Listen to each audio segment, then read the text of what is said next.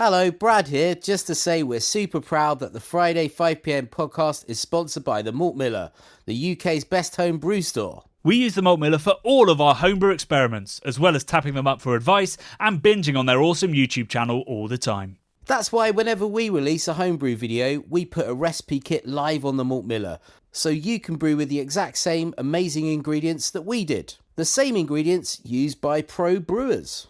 So alongside the Malt Miller's nitro-flushed hops, cold-stored yeast and milled-to-order malts, you can pick up recipe kits for our 5 Points Best Bitter, Russian River West Coast IPA, and now the fastest beer in the world, a hazy session IPA that goes from grain to glass in less than 48 hours. Sign up to their newsletter at tinyurl.com/Malt Miller to get 5% off your first order. With the Malt Miller's amazing customer service and Johnny's 48-hour recipe, you could order the ingredients on a Monday and be drinking the beer by the weekend. Speaking of which, it's Friday. It's 5pm. So enjoy this week's Friday 5pm podcast.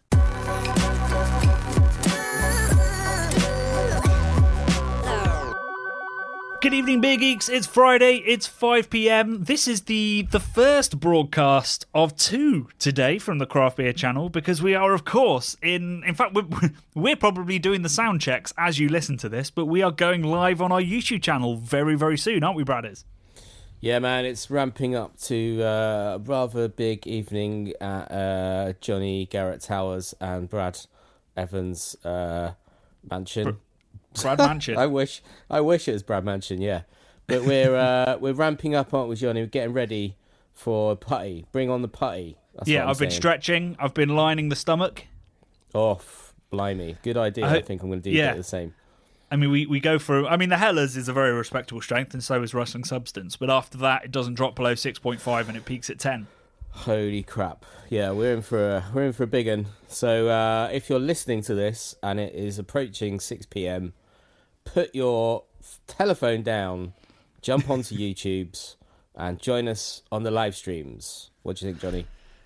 I think that was excellent. That was proto-professional, yeah. More sensible than normal. There you go. We got a message, Johnny. We got to tell people if they're listening, they've got to go and watch instead for once, rather than listening. Exactly. Yeah, we're talking about potentially changing this a little bit, aren't we? So you might be able to watch this as well as listen to it at some point in the future. We are looking at that. Yeah, we are looking at the potential of doing a YouTube podcast as well as a podcast. A podcast, I think, is the technical term. Yeah, it's like SARS. The really good stuff from Czechia is so good they named it. So nice they named it twice. So good they named it twice. Jesus, Johnny. So nice they named it twice. Yeah, like couscous. Like couscous, yes. Yeah. So yeah, we're going live at 6pm with Verdant. It's going to be very, very exciting and very, very fun. So please do join us for that. We're tasting some absolutely silly beer, and we'll be talking about homebrew. We'll be talking about the issues the industry faces. We'll be talking about why people think that New England IPA is only for basic bitches, which is deeply unfair. It can be nuanced and delicious, and we'll be talking about that. And yeah, I guess we will be struggling to stay sober towards the end. We recommend that if you're taking part, don't drink all the cans or share them. Don't drink all the cans or share them. So we're saying don't share them, or you're saying, is that a pause and then share them? I should have put a comma in there, or a breath. Don't drink all the cans, comma, or share them. Okay, instead. That makes more sense. Yeah. It sounded like you were suggesting people just hoard the cans of the incredibly fresh beers that need to be drunk. I mean, it even comes in the box. It says something like "hops fade fast, drink fast" or something, doesn't it? So, yeah, we gotta get through these. We gotta get through this, Johnny. No, save them Daniel for tomorrow Bedingfield or Sunday. Said. Yeah. Yeah, the opposite of this podcast. So, what have you been up to this week? Have you had any... Well, we should talk about the fact, before I let you off the leash. We should say that we started taking on the feedback from this year's survey, which happened years ago now, start of January. And one of the bits of feedback was maybe, just maybe, we'd like to consider talking a little bit about beer. Yeah. On our beer funny podcast. That. Yeah, it's funny that. So, yeah, I mean, it was hilarious. It was like half the people said shorter podcast, the other half said longer. Half the people said more beer, half the people said less beer. But I think it was just slightly more people wanted a little bit more beer. But we can go off tangents about beer. So what we're introducing is our beer of the week segment. This is probably going to last 2 or 3 weeks, let's be honest. But we basically promised to talk about one beer we've drunk that week at some point during the podcast, so that you might want to go out there and buy the beer, taste the beer. It could be something super fresh and exciting. Like next week, it's probably going to be a Verdant beer. This week, it's not. What was your beer of the week, Bradley? Mate, I went to Bodine's Barbecue restaurant yesterday in Soho. With my girlfriend. We were up in town. We had some things we had to get sorted, and I really fancied some barbecue food. So we shared a Soho special sandwich, which is pulled pork and barbecue brisket together, chopped up in a sandwich. Whoa.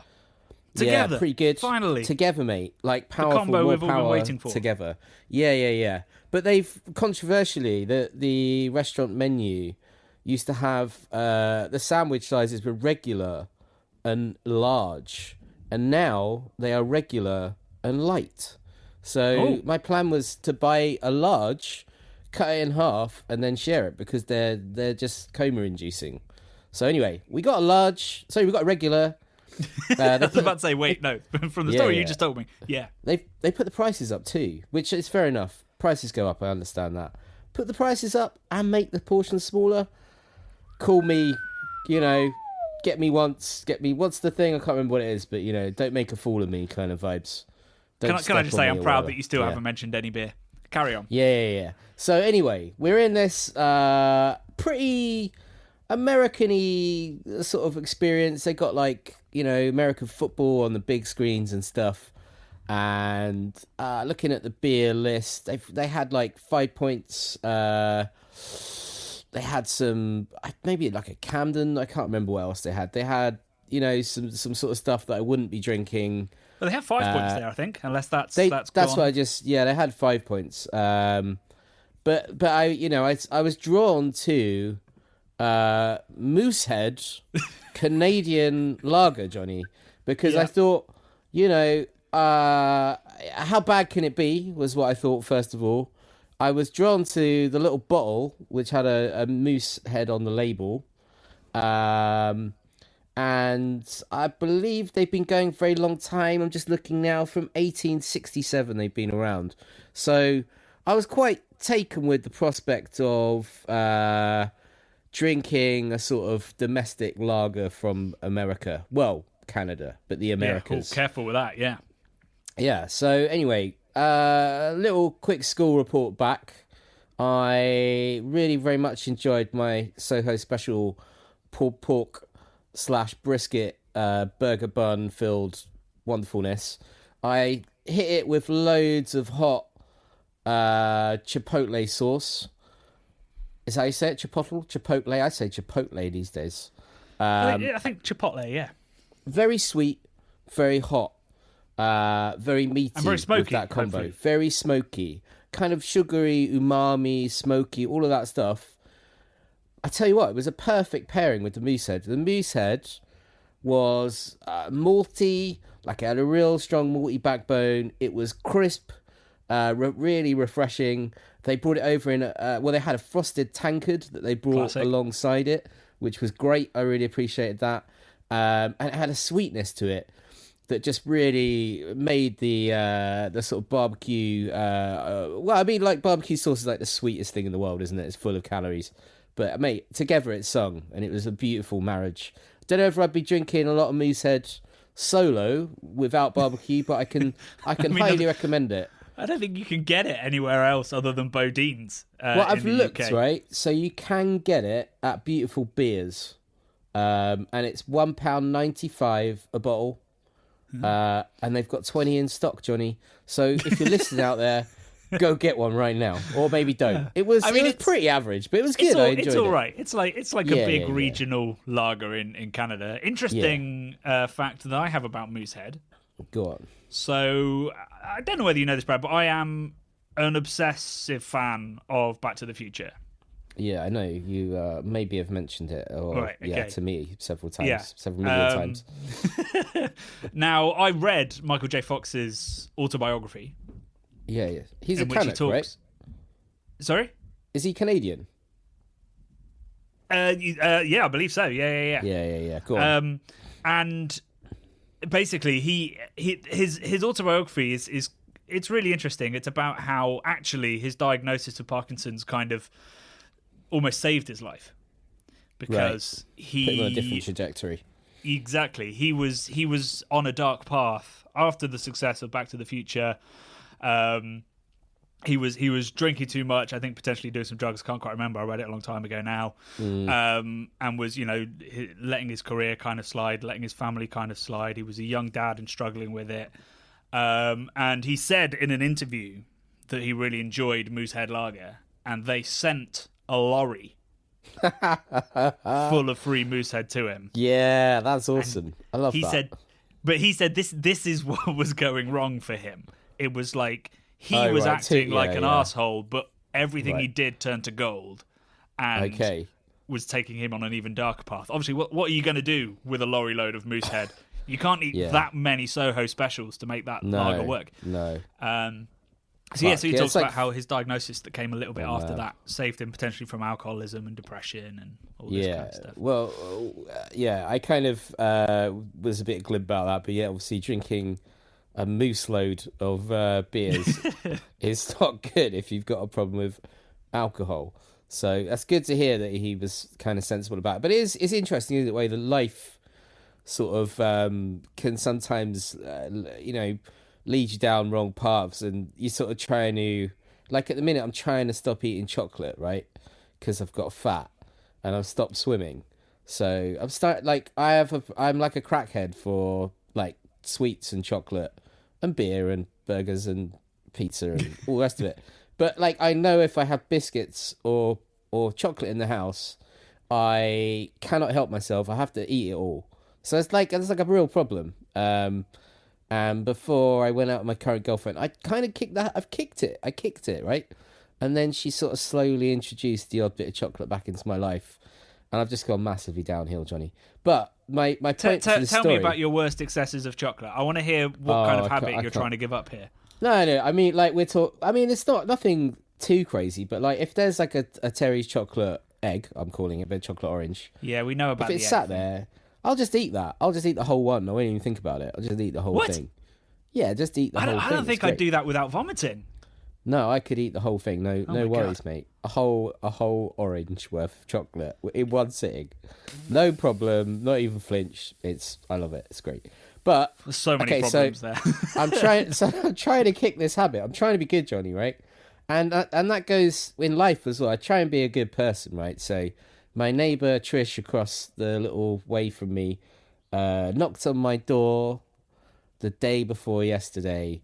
Looked kind of a bit upset, and I was like, "What's wrong? What's wrong, Trish?" She was like, "I can't get my sofa out of my house, and I've got the council coming around soon, and if it's not on the curbside, they won't take it away." So I was off out. I was about to do something, go and do a bit of work, but I helped her. And I had to sort of dismantle this sofa, took the feet off, and it was bloody difficult getting out the front door, I can tell you. Anyway, this morning, Johnny, this is what I'm talking about. Knock at the door, go downstairs. It's Trish. She's got a massive box of Thornton's chocolates for me for helping her, and I'm like, fuck, I can't even catch a break, Johnny. Like you can't refuse. Yeah, you are Michael J. Fox. I can't catch a break, man. The chocolates come at me. What did you say? Have you had to put it in the attic or something? No, I'm going to eat them. Obviously, they're there now. Thank God I'm not a massive Thornton's fan, so my girlfriend will probably get a looking. Although, do you know what? Actually, I'm going to visit my poorly uncle tomorrow. I'm going to drive my mum to visit a sick relative, and maybe we'll take the box of chocolates with us. That's probably a nice thing to do. Pass it on. Maybe I'll do that. But yeah. Can't catch a break like Michael J. No. Damn it. What's your beer of the week, Johnny? Well, thanks for asking, Brad. My beer of the week has a slightly shorter story attached to it, which is that. So you may remember in the Christmas tasting, blind Christmas tasting, where I made you stand outside for 45 minutes and occasionally pour me beer. Still getting flashbacks for that one. I was exceptionally rude about one beer, unknowingly, obviously, because it was blind, which was Deranka Père Noël. Oh yeah, I remember that. which we've had before on the channel on a previous Christmas show, and not really enjoyed either. Yeah. And yeah, I mean, I just don't think it's a very good beer, and I know there'll be beer geeks out there that are losing their minds to this right now. But anyway, I was looking through my fridge for something tasty to drink while I was interviewing somebody for my next book at about 9 p.m. night before, and I found a Deranka XX. Nice. Which we'd actually bought when we were looking at doing our What is IPA video, and we were like, we could go down this road of trying to claim that Deranka XX is a Belgian IPA. In the end, we decided that was too sort of far off topic. But even though it wasn't that fresh, I was like, I'm going to try that because I feel bad about being rude about Père Noël. So I cracked that, and it was absolutely incredible. Oof. Wow. I forgot how much I love that beer. I love how raucously bitter it is, but how sweet and brioche-y it is underneath that. I love the herbal and pine and floral kind of notes, but also the little hint of earthiness that makes it feel a little bit pastoral. And it's just incredibly drinkable. And I don't understand how Père Noël gets the hop character so wrong every year. For me, because it's all of that earth and none of that kind of floral kind of character. So I guess what I'm saying is my beer of the week is Deranka XX. It's one of the best Belgian beers ever made, and you should all go drink it. And you should agree with me about Père Noël not being a very good beer. Okay. Well, I mean, I tried it at a time. I didn't think it was a very good beer either. So I'm glad you're with me on this. I'm jumping on that Santa sleigh bandwagon with you. I reckon it fell off of Santa's sleigh and hit the ground hard, and that's why it tastes so much like dirt. I don't know. That is the kind of terrible Belgian marketing tale someone might tell. Yeah, so they should. They should. Their marketing department should work that one hard because it does taste like mud a little bit. That's me. Yeah. Sorry. Well, I mean, they'd be like, and that's why it tastes so good because I don't know, lagered on the way down because it was cold. I don't know. See, we can't talk about beer very well. That's why we avoid it. Should we talk about this week's video? Oh, yeah. There's plenty of beer in that, Johnny. Let's talk about that. It was one of the videos I've been most excited to film and one of the videos I've been most excited to release. And then, to be honest, a video about a 500-year-old lore about a style that beer geeks don't particularly love that involves mostly a lot of beer history that, is interesting but mostly irrelevant now. The video did about as well as it probably should have. Not great views, but lots of lovely comments and very interested people. Yeah, it's got really good engagement. Indeed. But it's like people in general haven't watched it in numbers like they might normally. I suggest we went for a more sensational title, which I still think maybe is a good shout. But do you want to make the switch? I can make the switch live on air if you want. Oh, I don't know. Well, should we? I can't remember what the title was, but I remember it was a bit more. You were going to say you wanted to be like drinking beer with a prince in his castle. Yeah. I think that's great. I think that'd get the viewers in. It's mad. It's a mad thing that we did. Someone told me in the comments I should have taken my hat off because he's royalty. Yeah, I saw that. Totally stupid, but yeah. I don't know. I like to think in my head that if I met the Queen, I would not. Sorry, I can't meet the Queen. She dead. If I met the King, you wouldn't change yourself. I wouldn't go all out on all the nonsense you're supposed to do because my political and personal beliefs is he's just a bloke. Yeah, he's a very rich I'd probably bloke. dress down, to be honest. I'd dress Would down you? a bit. Yeah. Dress down from what you did with the Prince, which was just like a very probably. nice retro knit. Yeah, exactly. I'd probably dress down a bit. Maybe I'd go to shake his hand, but I'd like do the like raspberry in his face. So not a lot of No. respect for King I'm Charles. sure, whatever. I just don't. I'm not really a royalist, so there's arguments that they bring a lot of money via tourism and They're entirely whatever, flawed but arguments. It's nonsense. it's I mean, they very- do, it's- but we spend more. there's lots of undisclosed money and all sorts of weird things that are pushed under the carpet we won't get into. But If we had yeah, a I lawyer, mean- he'd be waving, "Stop! Stop!" stop. Yeah, but do you know what? He was lovely, wasn't he? He was such a welcoming man, Leopold, Prince, and we had a great time filming with him that day. His glassware that he was serving out of. Was I knew you were going to bring that up. The impeccable. glassware was Oh my spectacular. God. I'm annoyed we didn't. tiny, yeah. We didn't quite dwell film on it. that We didn't enough or film get it. enough shots of just No. how beautiful these miniature glasses were and how rarely he must get to use them. In fact, possibly when we sent the email asking if we could come see him, I reckon probably the conversation went, Mr. Prince, are you happy to have 2 YouTube vloggers come in and interview you for an hour about your family history? And his response was probably, can I use the tiny glasses? Yeah. And when he was told yes, he was like, well, then yes. Yeah, it was. I mean, it was a special day. From the pretzels and donuts they greeted us with. Oh, yeah, I forgot about the donuts. Yeah, Good big donuts. ass donuts, real Yeah. big donuts. Through to And we'd had a sweet treat on the train on the way as Yeah, well. So we sure were. had. This was really feeding into your addiction. well, My they apologies. they insisted that I eat a donut. So I think I might have had a bite of a donut, but I didn't eat the whole donut because I Oh, was they might have thought you didn't like their donuts. already sated. Well, I didn't want to offend, but they were fucking massive donuts. They were With, like- normal sized donuts. They were just they were- donuts. I think they were hefty. I reckon they were pretty hefty. Nah. You reckon Nah. you ate one, didn't you? You had one, Yeah, right? I ate a whole one. It was chocolate Yeah, coated yeah. with custard inside, and it was great. And I had a think you coffee went- with it. I think you got the best one as well. That was the other thing. I was Oh, I was quick. I was lightning quick. quick when I saw the chocolate Yeah, glaze. yeah. I was like, that one's mine. Yeah, yeah. I can't even remember what colour mine was, but it was lackluster in comparison to the sort of cocoa pool of darkness that yours was on top. Just incredible. Luxuriant, Ganache-esque. I didn't realise you were Coating. coveting my donut. Of course. I would have offered you. I'd have cut it in half if I knew you really wanted that. I just told you I'm an absolute chocolate addict, Johnny. Yeah, So, but definitely. I don't know. cover it You in the didn't seem. donut. I remember you didn't No, seem no. particularly Well, keen on donut Trying when to they be offered good, it. trying to be good. You know, this is it. You'd Always had trying a to be giant good. pasty on the train. I don't even remember what that was either. Was that with a bit of bacon in it or something? Was that the day we had one with cheese and bacon? We had a wrapped cheese and pastry? bacon one morning, and then we had a sweet one. I think it was the sweet one because it was on the Maybe. train out, and it was Yeah, like yeah. I had a pecan cinnamon.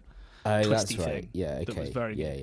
It's Yeah. coming back into view now. I'm thinking Great back, baked reminiscing. goods in southern Germany. Yeah, they know how to Like do it. everywhere you turn. Do you remember like the Hofbahn, the main train station Yeah. was just like Pastry pasty shops. shop after just hundreds Yeah. of them Baccarais. Yeah. Yeah, man, Anyway, it's we're not pretty talking good. about beer again. So yeah, No. we this week we went to Schloss Kaltenberg, which is a castle owned by the second in line to the headship of the House of Wittelsbach, which is the House of Bavaria, who ruled Bavaria for 900 years.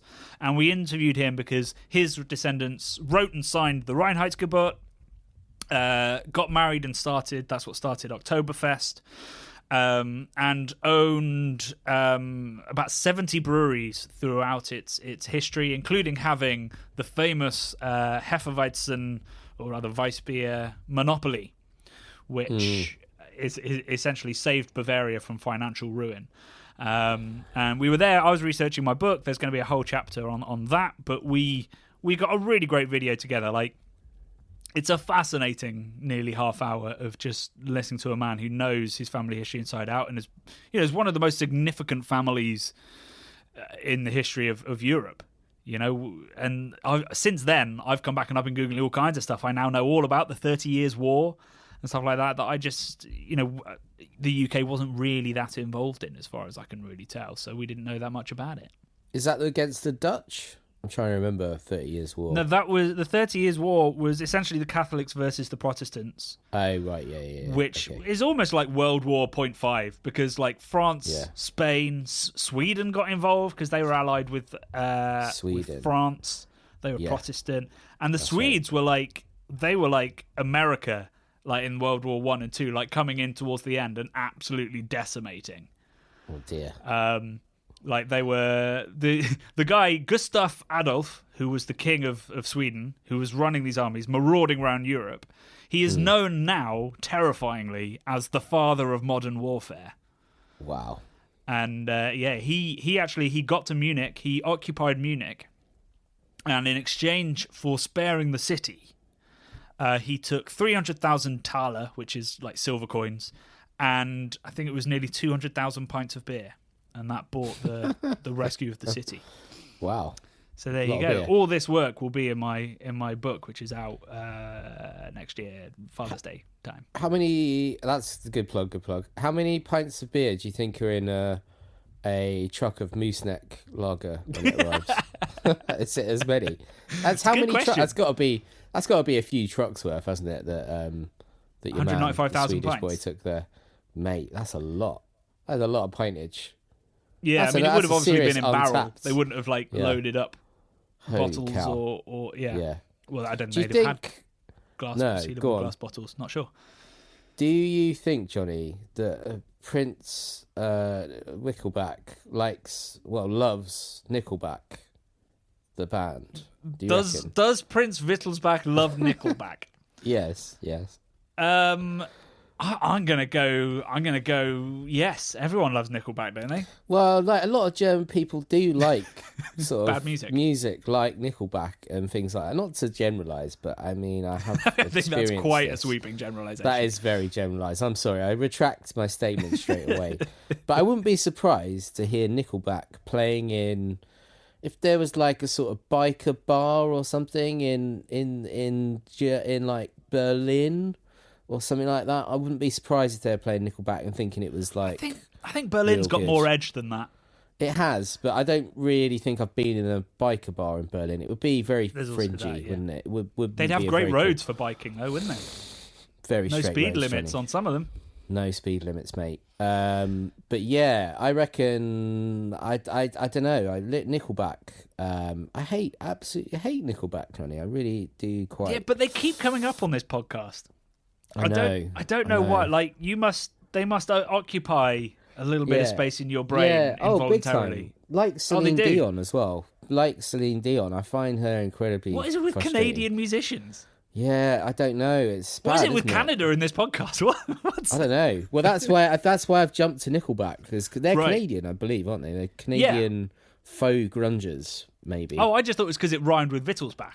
Well, it does, but also it ties into the Canada connection. Yeah, that's the way my brain works. Just goes off. Right. Do you know? Weirdly, also literally today, I got an invite to a wedding that's in Canada. Nice. When are we going? Some kind of weird. The invite was very much for me and my wife, not for me and Brad. Oh, okay. That's a shame. Yeah, so something in the universe is trying to point us towards Canada today. Canada. I'd love to go to Canada, mate. I don't know. Maybe we can make it happen somehow. I'd love to try loads of domestic Canadian. I mean, if you're letting Craft Beer Channel pay for me to go to this wedding, then yeah, you can come. Definitely not. Where is it in Canada? Oh, it's in absolute arse end nowhere.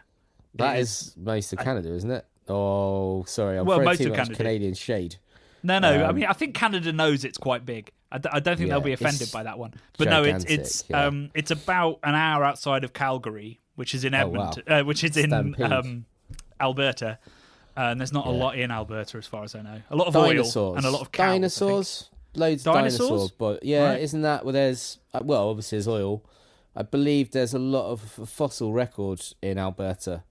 I believe there are giant. Didn't they find lots of giant dinosaur discoveries there? Yeah, maybe the Victorian era. Isn't it Badlands or something? I don't know. Anyway, we're not going to Canada. We're not going to Canada. Sadly, fate wants us to for some reason. Yeah. So we haven't even talked about the comments. Oh God. What comments have you got other than your guy that said "take your goddamn hat off"? Well, take your hat off was a big one for me. Someone said about Reinheitsgebot, Rick Rogers, most liked comment on the comments, 23 likes, Rick Rogers. He said about Reinheitsgebot, it's like the Bible, but more useful, which I thought was true, potentially. I've got a comment from Scott Milliken, who said, best video yet, so awesome. This is definitely a must-see on my ever-growing list of things to see when I visit Europe. Yeah, I mean, that's something we should say. That castle hosts lots of amazing events and is an incredible, like, Neverland for beer lovers. Like, it's got pubs in there, beer gardens. It's got, obviously, the jousting stadium. It does Christmas markets, a strong beer festival. Like, I mean, I'm looking at flights for July to go for the jousting. Yeah, man, it does look good.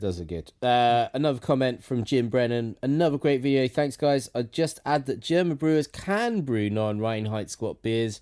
They just can't sell them in Germany. Brewers from outside of Germany are also not held to Reinheitsgebot when importing their beers into Germany. That is true. I mean, as I replied, you can brew whatever you want in Germany. You just technically can't call it beer. But lots of breweries still do anyway. I don't think they really enforce it. But also, now that they're part of the EU, it was in the 80s, they were banned from telling breweries in other countries what they could and couldn't call their products. So, yeah, imported beer is called beer, whether it's Reinheits or not in Germany. Yeah. I got a comment from... Oh, no idea. Roy Hesse Gold. Roy Hesse Gold, I think. He says, really good video, great spirit, showing the historically fascinating story of this tiny law. Then in all caps, but... Oh, dear. And it's quite a long comment, but basically I'll summarise in that he's saying that the Prince is very much promoting his own position, his own brewery. Obviously, the Reinheitsgebot, being kept as it is, would benefit him.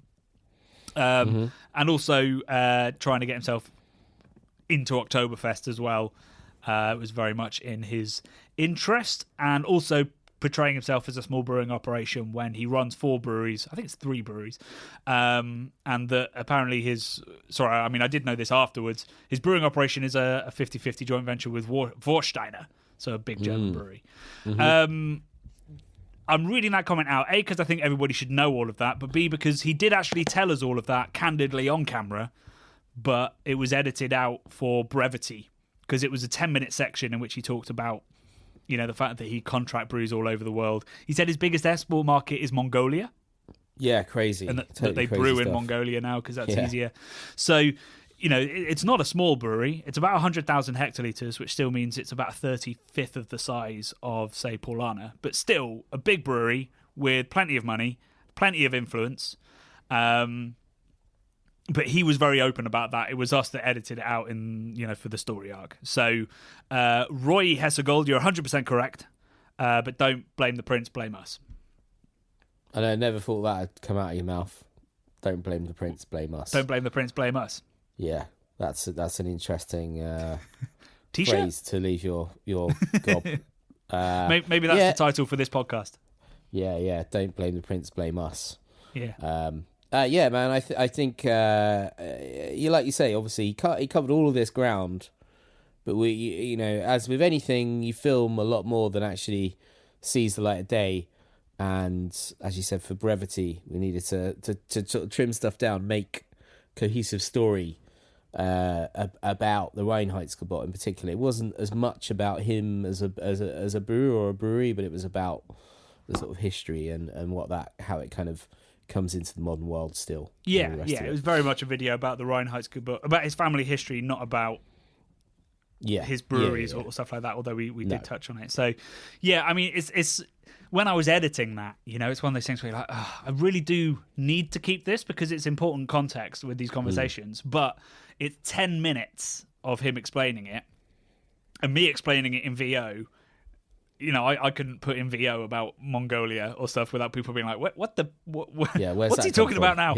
Yeah. So, it was a tricky one. And, with YouTube, there is a limit to how long your videos can be. And we frequently push that boundary.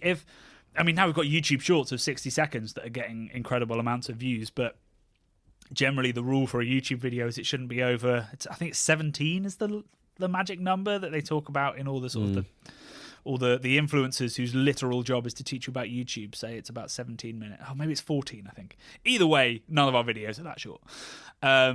So yeah, we did have to edit it down a little bit. But I mean, I it's one of my favorite videos we've done in a long time. One of my favorite trips. And next week we have another amazing visit that we did while in Munich, which is visiting Giesinger Brewery, who in fact are another brewery that really want to pour at Oktoberfest, and that's kind of the angle we take when we go there. But actually, just learning about the first brewery to open in Munich for over 200 years when it opened in 2006, is a fascinating story, and the founder is a character. Mate, I'm looking forward to the edit on this one because that man is chaos in a good way, but he's absolute chaos. I've embraced the chaos in the edit. Oh, Brad. brilliant! I've got some like crazy camera angles where he's getting stuff out of a barrel, and he's like someone's feeding it in his mouth, and it's raucous, mate. Yeah. There's a bit where it's right at the start of the video where he's like, "We're going to taste the barrels now." And him and the head brewer just start tilting a barrel. And as they're tilting it, like, so the hole's down at the bottom, he just hands me a glass. And I'm just like, oh my God.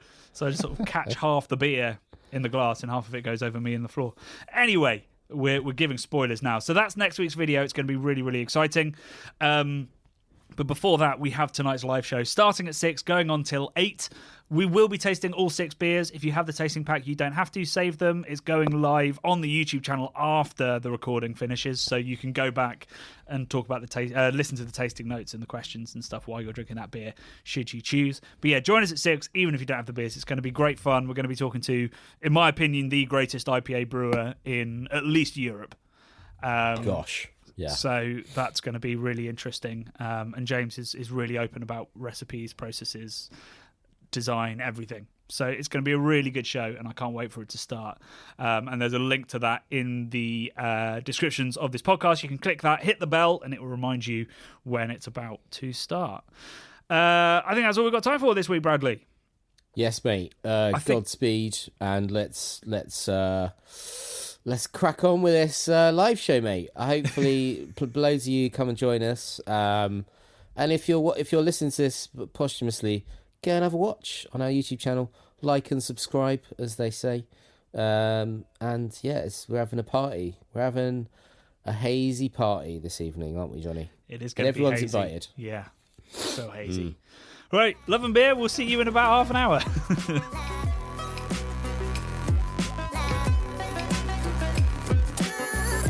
The Bubble and Friday 5pm podcasts are brought to you by the nerds behind YouTube's craft beer channel.